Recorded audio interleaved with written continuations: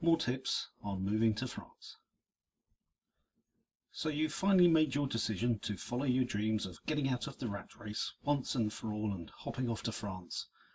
Now don't get me wrong, I'd be the first to admit that dreams can inspire world-moving projects, and we often need them to get us through the daily grind.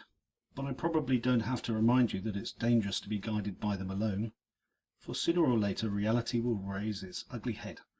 Those dreams of converting an old village farmhouse into a splendid gîte rurale could end up costing you far more than you'd bargained for, not to mention all those sleepless nights. And even if you can't think of anything more glamorous and romantic than living in the City of Light, you should be aware that many Parisians have got perfectly valid reasons for wanting to get out.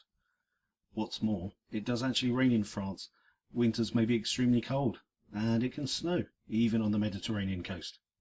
As a budding expat, the first thing you must realise is that your initial period of honeymoon elation will quickly wear off, and that if you haven't carefully prepared your future move, the disillusion can be so painful, even traumatic, that you might find yourself joining the ranks of those 2 out of 3 who throw in the towel and hurry back home, less than 3 years after they came.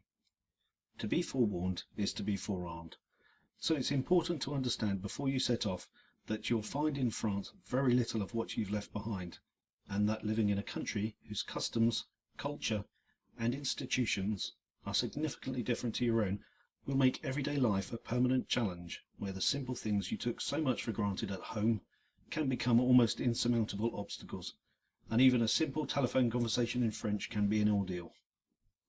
So those things you'll have to do detailed research on months ahead of your planned departure date concern above all practical, everyday living issues, and must include, among others, such areas as visas, residence permits, banking, taxation, schooling, transport, insurance, property prices, work, healthcare, and even the history, geography, and political system of France.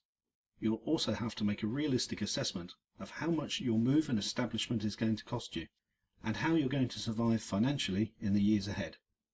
Fortunately, there are a number of excellent expat websites which will give you assistance and up-to-date information on all these subjects. One of the greatest, if not the greatest, challenge facing the Anglophone expat in France is, of course, the language. As a French teacher in England, I'd already spent a year in France as part of my university studies in French language and literature. So when I first came, I spoke the language well. Well enough, in fact, to realise what a terrible handicap it would have been had I not. For speaking the language is the key to your integration, and without it, feelings of loneliness, disorientation, alienation, even identity loss could quickly set in. And these might lead you to live a life of almost permanent contemplation on how much you're missing life back home. So before coming, make a big effort to learn or brush up on your French. You don't have to speak it fluently, but a survival level would be the minimum requirement. Don't, for example, lull yourself into thinking that since English is a world language, most of the French speak it. This is not a Scandinavian country. In the small town where I've been living for the past 40 years, I've never had a lengthy conversation in English with any of my friends or acquaintances. Though they can jokingly say, "Hello, how are you?" when we meet, the conversation in English rarely goes beyond. And for some reason I've never been able to fathom, the French are convinced they're not gifted for foreign language learning. Be aware then that not only would it be considered impolite to address them in English, but you'll probably embarrass them too. So even if your French is basic, make the effort to use it.